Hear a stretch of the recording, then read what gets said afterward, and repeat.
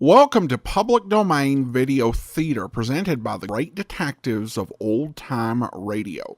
From Boise, Idaho, this is your host, Adam Graham. If you have a comment, send it to me, box13@greatdetectives.net. We're going to bring you an episode of Dragnet in a moment, but before we do that, I do want to let you know that I've released a Dragnet-related t-shirt in honor of the 70th anniversary coming up on June the 10th. We're pleased to offer the Joe Friday Never Said Just the Facts Ma'am t-shirt, available at friday.greatdetectives.net. The original air date on today's program is September the 16th, 1954. It was based on a radio script that aired September the 21st of 1950.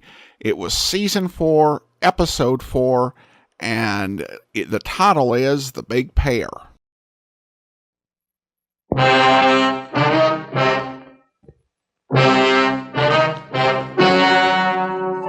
Ladies and gentlemen, the story you are about to see is true. The names have been changed to protect the innocent.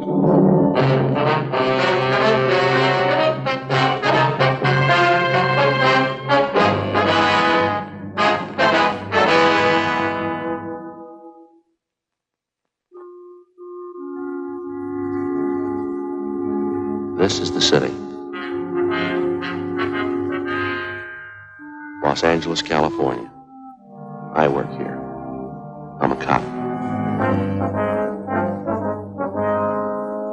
It was Monday, August 3rd. It was warm in Los Angeles. We were working the day watch out of burglary detail. My partner's Frank Smith. The boss is Captain Bernard.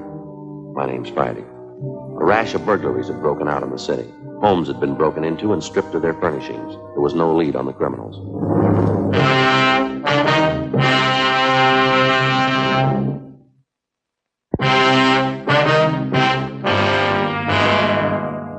They got all the money together, huh?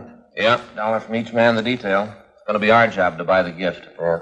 When's Angus going to get married? Next Sunday. We haven't got too much time. I don't know why we always have to pick out the gifts. Well, somebody has to do it.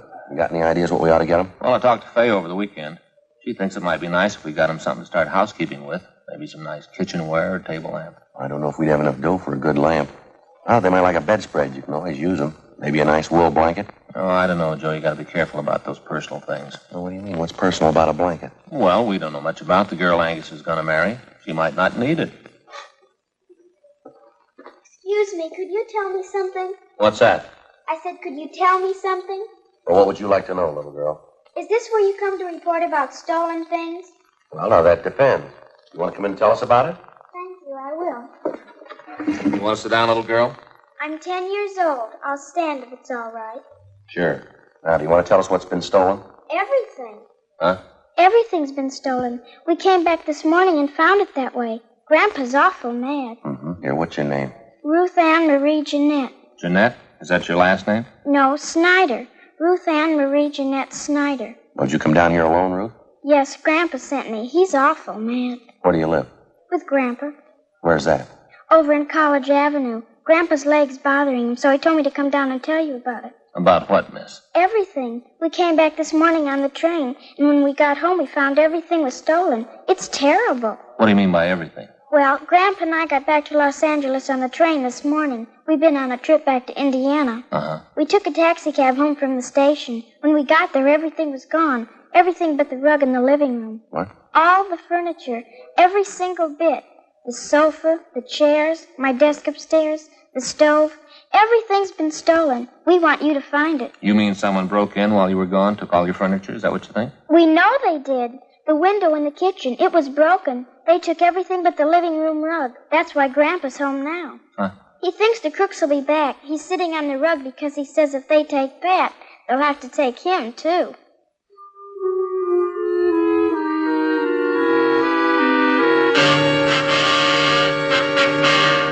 9:45 a.m. Frank and I drove Ruth Ann Snyder back to her home on College Avenue.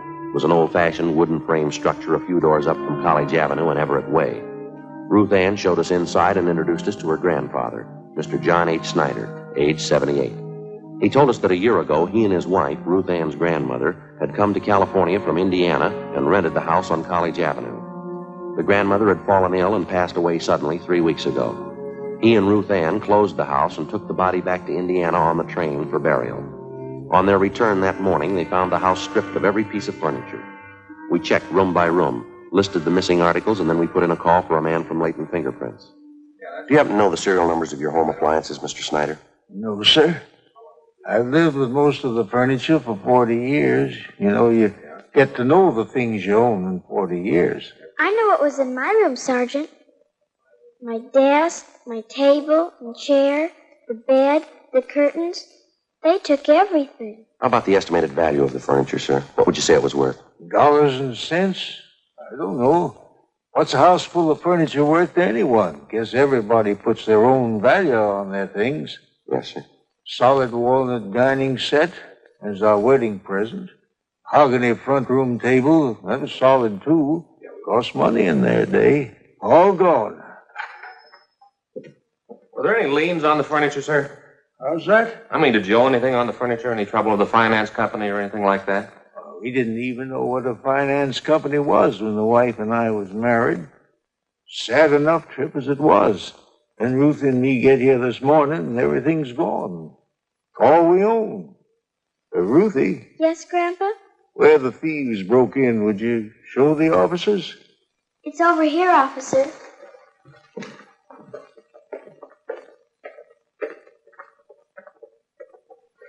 How are you and your grandfather going to get along, Ruthie? Grandpa says we'll buy 2 cots for tonight. Army surplus. No stove to cook on. We'll have to eat out. Mm-hmm. Maybe we'll have to go back to Indiana. Grandpa doesn't have much money. He's on a pension. Here's the door. You can see what they did to get in. Windows broken. Yeah. Mm-hmm. You'll find the crooks, won't you, Sergeant? Well, we're going to try, Ruthie. We better have the crime lab check this. Yeah. How about the neighbors? You know them well?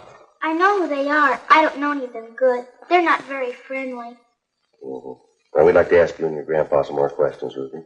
All right. I don't know what I'm going to do when school starts. They stole all my stuff, even my composition tablets. They didn't have to take those. What grade are you in? I was in the A5. I will be in the B6. Why would they take my school things? I don't know. You see how they got in back there? Yes, sir, we did. By any chance, did any of your neighbors know that you and Ruth here were going away? Well, I didn't mention it, no. Then no one kept an eye on your house while you were gone. Oh, I didn't figure it was necessary. Might have helped. I just remembered, Grandpa. Mrs. Merton. I told her we were going away. Who's that, Ruth? She runs the store down at the corner, the bird store. What? She sells canaries, other kind of birds, too. Mrs. Merton's her name. Store's right down the corner. And you figure she's the only one who knew you'd be gone from the house for some time? Must have been the only one. All right, Mr. Snyder, we'll be back to see you later on. Here's our card. We'll see if we can't do something to help you out. Smith, Friday, burglar detail.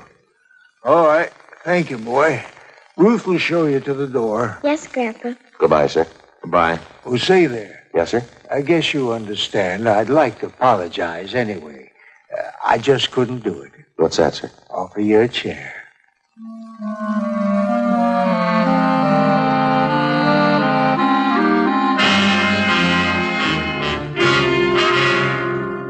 "10:30 a.m. Frank and I called the Salvation Army and told them of Snyder's situation.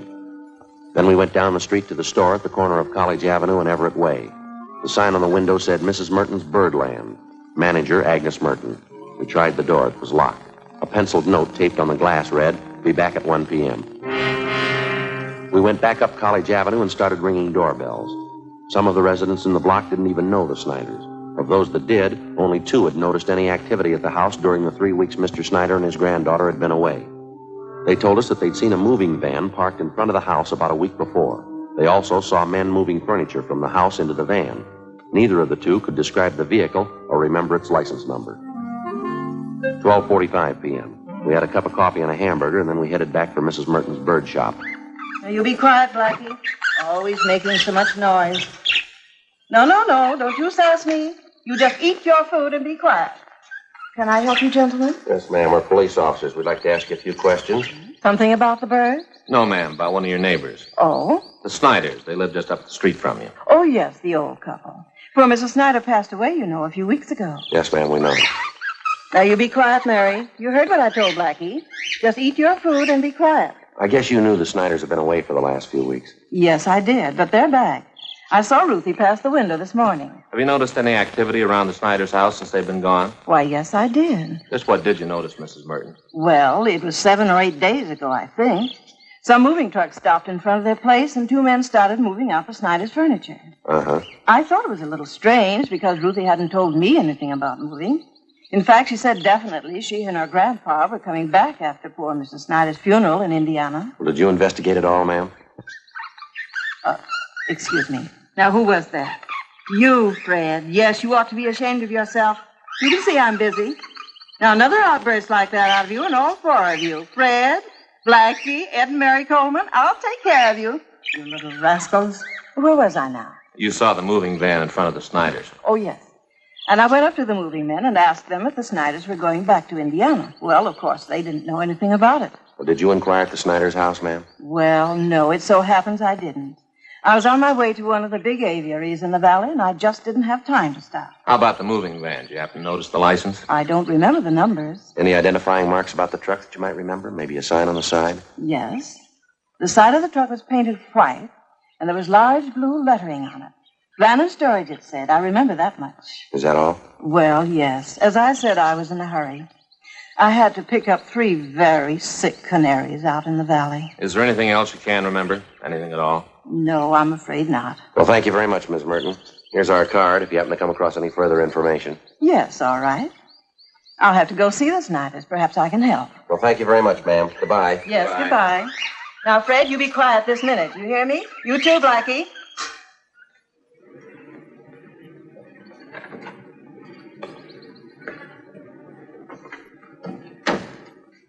Not much help in there. Not much. Gave me an idea, though. Yeah, what's that? The wedding present for the Anguses. Huh? Maybe 2 lovebirds in a nice cage.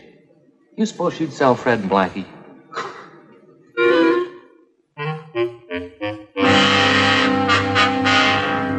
5 p.m. Reports had come in from 2 more burglary victims. That night, Frank and I drove out and interviewed them.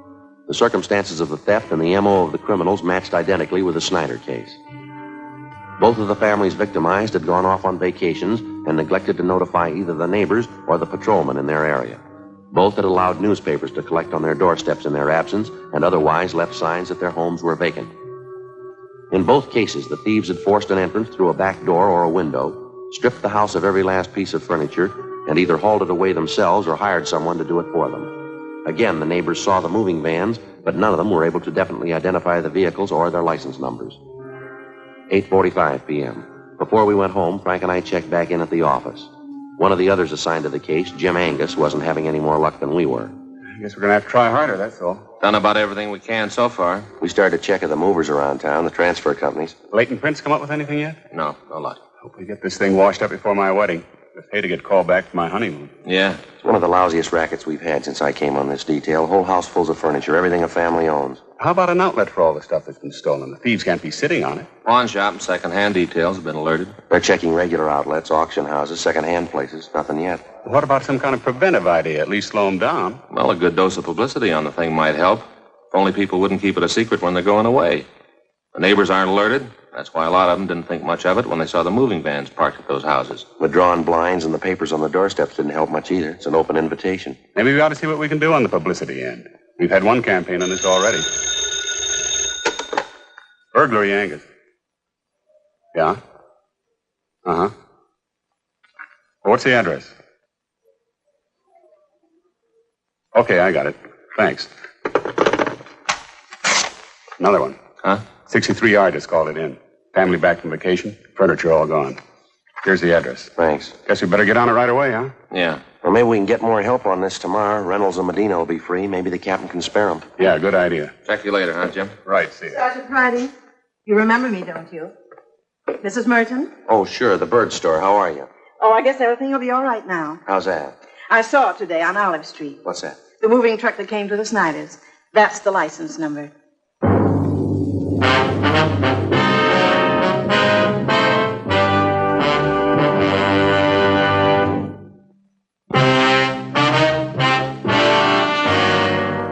Tuesday, August 11th, 10 p.m. The license number, which Mrs. Merton had given us, was checked through DMV. We found that the truck was registered in the name of a local second-hand furniture dealer by the name of Ben Wennett.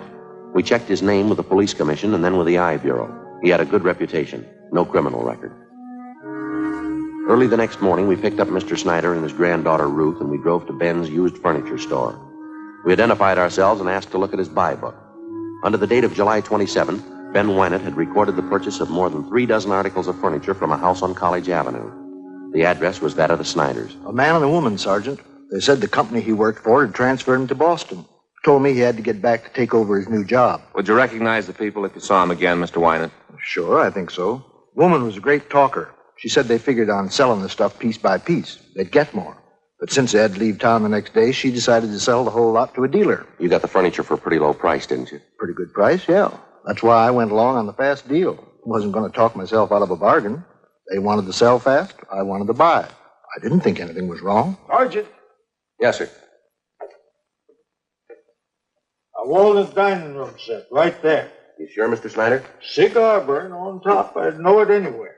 I see. And this looks like mine, too. Sergeant, my table and my desk. Here they are, right here. My school stuff, too.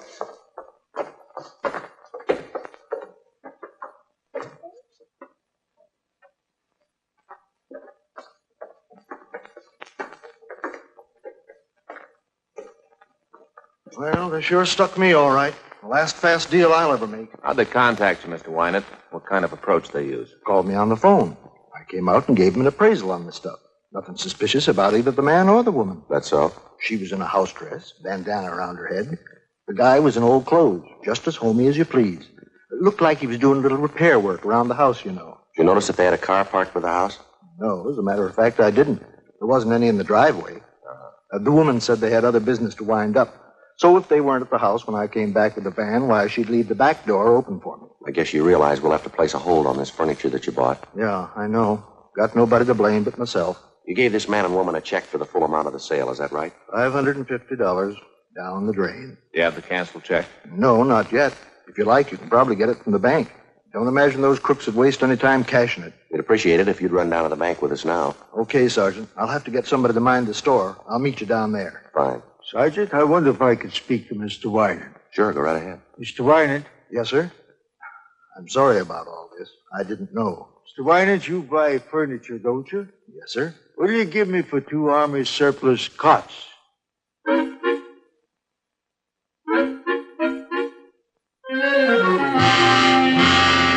Wynant made arrangements to round up Mr. Snyder's furniture and ship it back to his home.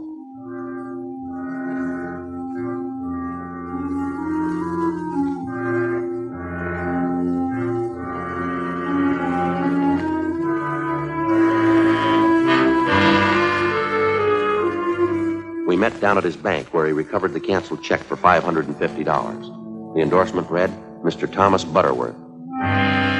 According to the bank teller who waited on them, the suspects had cashed the check shortly after the sale of the Snyder's furniture. From the second-hand dealer and the clerk at the bank, we got a complete description of the man and woman known as Mr. and Mrs. Butterworth. We also had photostatic copies made of the check and specimens of the handwriting from the endorsement. From their descriptions, we checked the suspects through the stats office. We got nowhere. During the next 2 weeks, we found 6 more second-hand dealers who'd been taken in on the same furniture deal. The description of the man and the woman matched, and so did the handwriting in the endorsements on each check. There was only one variation. The couple went under a different name on each occasion. Wednesday, August 26th, 9 a.m. 12 cases like this to date. That what you got? That's it. Got their description, M.O., handwriting. Still can't reach them. Those thieves have been freewheeling for a month now.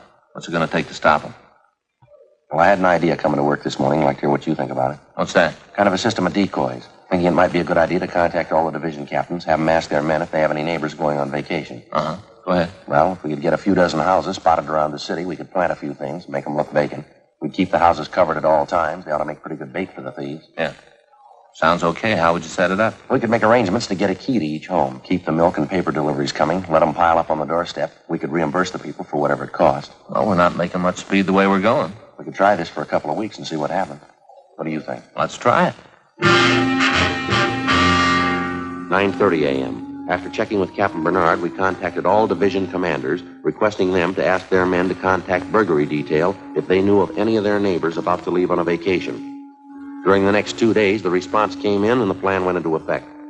40 homes throughout the city were spotted as decoys. They were kept under surveillance at all times. In the week that followed, 2 more burglaries of the same type were reported, but the suspects failed to try any of the decoy homes. Again, the homes that had been broken into displayed all the usual signs that the occupants were away. Old circulars and newspapers scattered on the lawn, milk bottles lined up at the door, all the blinds drawn. The decoy plan continued. No result. August 31st, we had a report of another burglary involving the theft of furniture. We made our investigation. 2 p.m., we went back to the office to get out the list of stolen articles. Hi, Frank. Joe? Hi, Angus. When'd you get back from your honeymoon? Late last night. Say, Thelma and I'd sure like to thank all you fellas for that wedding present you sent us. Darn nice of you. Well, we're glad you like it, Angus. Sure a beauty. I'd like to ask you a question about it, though. Hope you won't take it wrong. No, go ahead. Well, what is it? You have an early American house, don't you? Yeah, that's right. Well, it's an antique. Yeah, I know that. It's an automatic apple peeler. One of the first ever built. Oh. Sure. Thanks a lot. I'll get it. Burglary Friday. Yeah, where? Yeah, I got it. Right away. Thanks. One of the decoy houses. Yeah. We got a bite.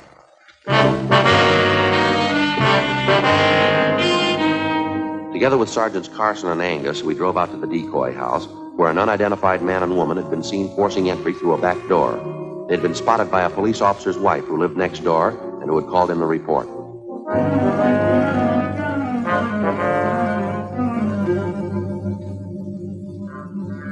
We parked down the street from the decoy home and we waited.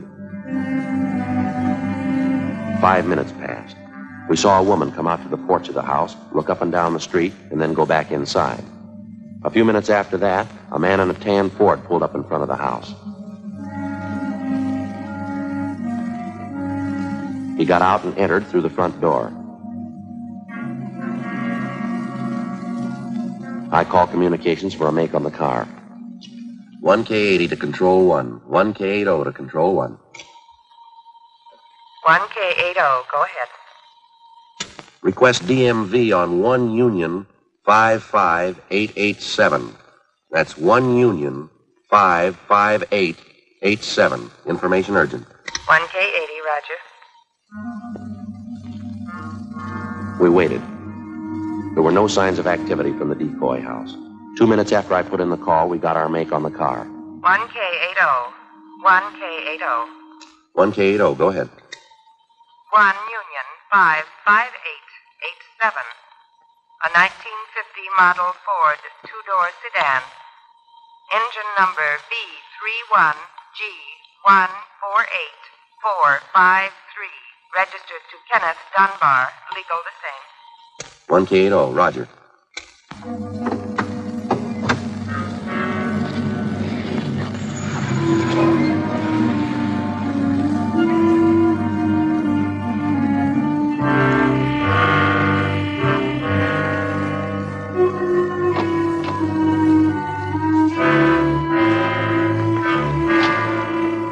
A few minutes after the call back, a moving van drove down the street and backed up in front of the decoy house. 2 men got out, went up to the front door, and they were let in.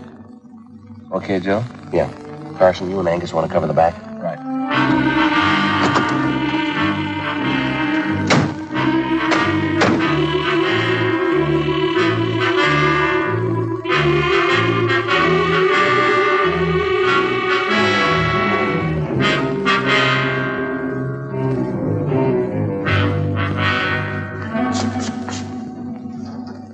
Yeah, you want something? Police officers. Can the cops run here? Hey, wait up. Let go of me, let me go! All right, lady, relax, will you? Oh, look at him, the big stoop. I told him it couldn't last forever. I told him a week ago, let's get out. No, he had to try once more, the big dumb stoop. All right, lady, let's go. We'll take him, Angus. Catch. Better get that shirt fixed. Huh? Come on, lady. Yeah.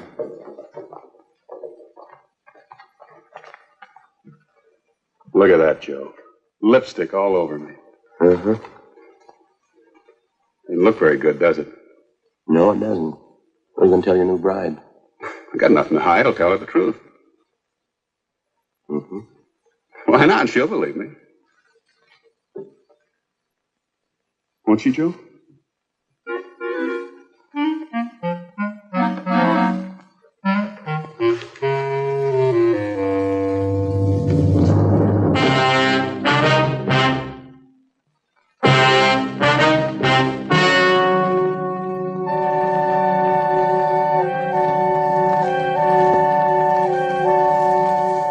On November 25th, trial was held in Department 87, Superior Court of the State of California, in and for the County of Los Angeles.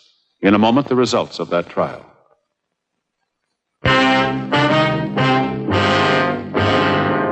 The suspects were tried and convicted of burglary in the second degree, 15 counts.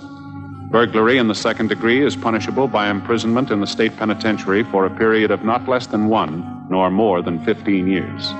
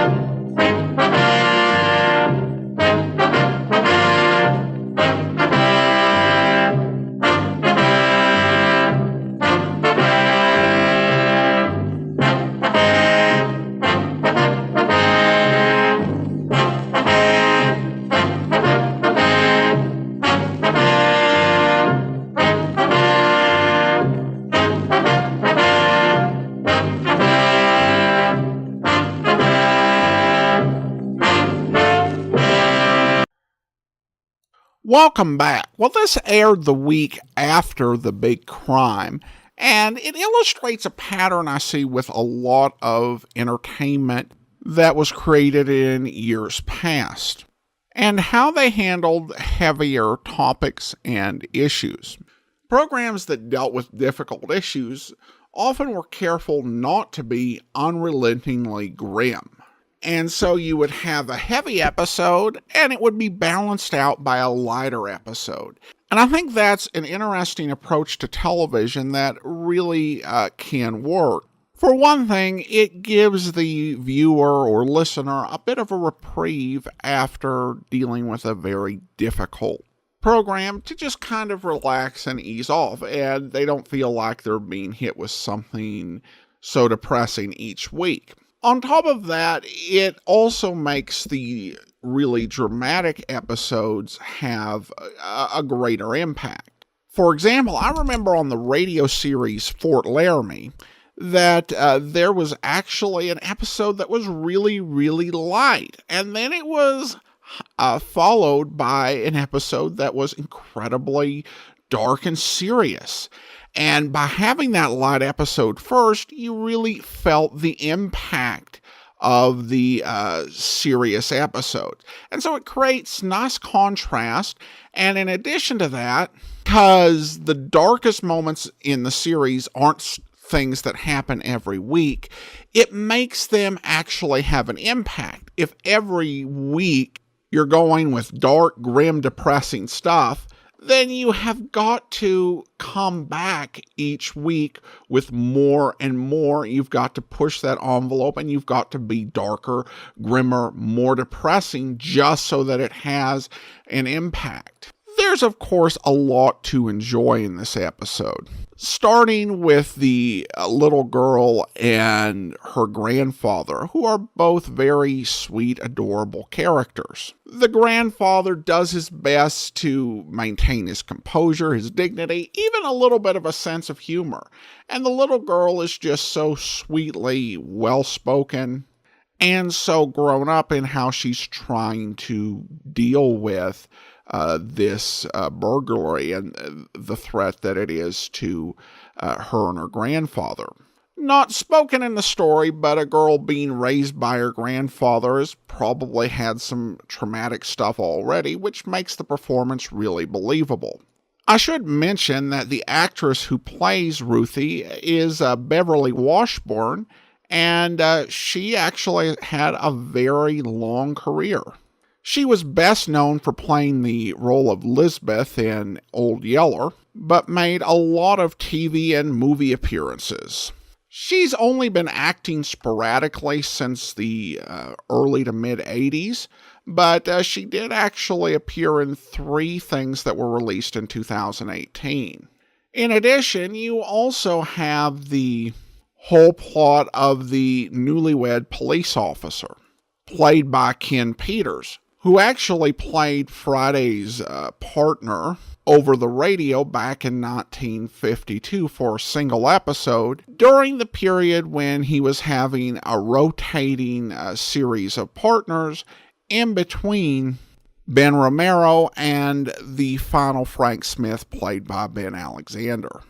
Yet with all of the lightness, the episode did have some serious points to make, mainly about how you keep your house safe and the importance of taking steps to make sure it's not patently obvious that you're on vacation, such as stopping the newspaper and mail, and letting neighbors and the officer on the beat know that you're out of town.